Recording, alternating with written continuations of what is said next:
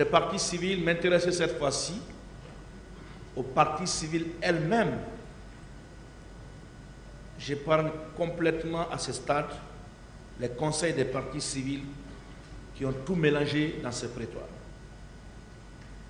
Monsieur le Président, avant d'aborder les différentes auditions des partis civils qui ont défilé à la barre de ce tribunal, permettez pour moi de rappeler l'exagération dans les chiffres, dans la façon de relater les faits et même le business que certains Guinéens ont tiré de cette affaire.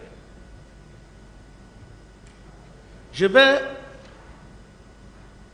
m'intéresser aux chiffres et je pense que j'en parlerai suffisamment quand je vais commencer à répondre aux arguments du ministère public qui est inventé, qui ne se fonde sur aucun support probant,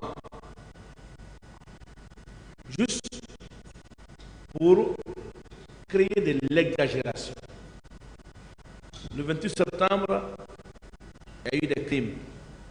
Des victimes, elles existent. C'est inadmissible ce qui s'est passé sur nous. Mais soyons aussi d'accord qu'il y a eu de l'exagération. Et certains, comme d'ailleurs il est de l'histoire de ces pays, en ont fait un business. On aime souvent parler des businessmen de la crise. Monsieur le Président, Messieurs les assesseurs, je vais m'intéresser à l'ONG Avipa, qui s'est constituée partie civile dans ce dossier.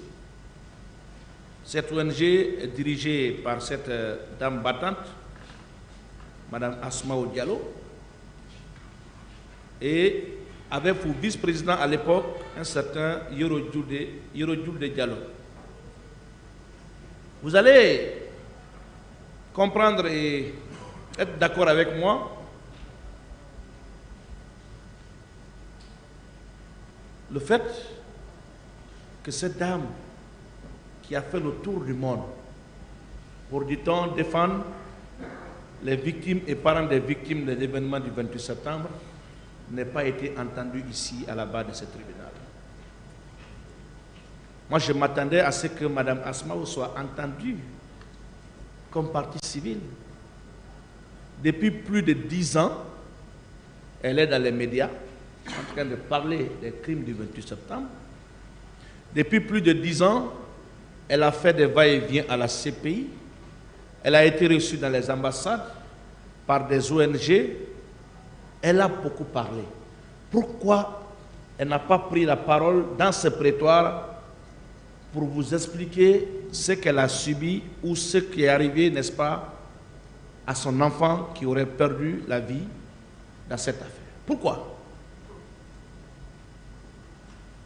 Je pense que cette question doit vous intéresser. La vérité, c'est que c'est une ONG qu'on a créée pour profiter des victimes des événements du 28 septembre 2009. Il y a quelques années en arrière, un scandale qui avait défrayé la chronique entre elle et le nommé Yoro Julde Diallo sur la gestion opaque des centaines de millions de francs guinéens offerts à cette ONG par des institutions internationales. Madame en a fait une gestion familiale avec pour fils trésorier. Et à l'époque, selon ce qui est apparu sur le site Mosaïque, un site très dynamique de la place, on parlait de plus de 50% de détournement du projet Martin Anal, d'une partie des projets Site of Conscience avec Osiwa, Yoro Julde Diallo, paix à son âme, qui était vice-président, malade et affaibli à l'époque, n'a reçu aucun financement et en mourra un peu plus tard. Je vais revenir sur la révélation de Mme Ami Diop quand elle a dénoncé à l'occasion d'une réunion avec, ou à l'issue d'une réunion avec le ministre de la Justice, garde des Sceaux d'alors, M. Alphonse Charouette, que je salue au passage, pour dire que dans cette affaire, il y a des fausses victimes. Cette vidéo existe encore. Madame Ami Diop, si c'était l'occasion qu'elle revienne réitérer cela à la barre de ce tribunal, elle n'allait jamais revenir sur ça. Elle a dit qu'il y a des fausses victimes. Ils ont recruté les membres de leur famille pour en faire de ceci des victimes. C'est une évidence. C'est une réalité, Monsieur le Président. Demandez à cette ONG de faire le bilan comptable de ses activités de 2010 à nos jours. Vous verrez des traces de milliards. Les victimes ont bénéficié de quoi dans cette affaire? Ces victimes, ces vraies victimes sont là à se promener. Pendant ce temps, les autres empochent des milliards, construisent des maisons, envoient leurs enfants étudier dans de grandes écoles à l'étranger. Les pauvres victimes sont là. Elles n'ont même pas droit à la parole. Elles sont bâillonnées, menacées. Monsieur le Président, honorables assesseurs, pendant que des financements de centaines de milliers de dollars tombent sur le compte et à longueur de journée de cette ONG, les pauvres n'ont même pas quelque chose à manger. Je viens de vous parler de son vice-président qui a fait des sorties médiatiques qu'on peut consulter sur Google. J'attendais la comparution de Mme Asmaou pour l'interroger par rapport à, pour l'auditionner par rapport à ça. Mais je ne sais pas si c'était la stratégie du camp d'en face. Et ils ont tout fait pour ne pas qu'elle comparaisse. Pourtant, elle est pratiquement là tous les jours. Pourquoi elle n'a pas été entendue? Monsieur le Président, Ami Diop, qui est une des victimes dans cette affaire, n'a pas caché son agacement. Et je pense que cette révélation devrait intéresser le ministère public, devrait l'amener à creuser pour mesurer la sincérité de tous ceux qui se déclarent victimes. Au lieu de le faire, on est venu inonder ce prétoire avec des larmes, la passion.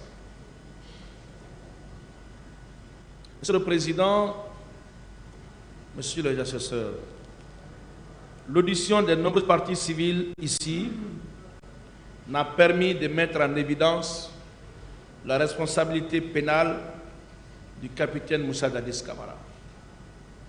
On a enseigné à toutes les parties civiles qui comparaissaient ici de venir dire devant vous que le seul responsable, c'est le capitaine Moussa Dadis, parce qu'il était à l'époque des faits le président de la République, chef de l'État, commandant en chef des forces armées. On les a même fait réviser cela, ils ont récité.